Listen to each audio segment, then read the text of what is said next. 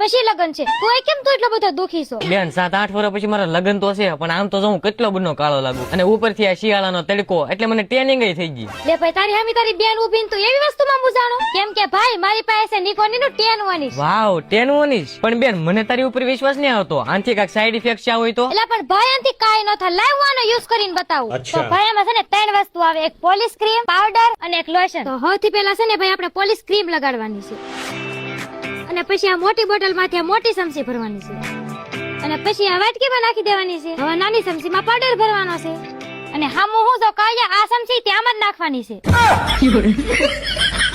અને પછી આને 2 મિનિટ સુધી મિક્સ કરવાની છે લાઈટમાંની. અને જ્યાં આપણે ઓલું ક્રીમ લગાડ્યું હતું ને ત્યાં હવે આ ક્રીમ લગાડવાનું છે.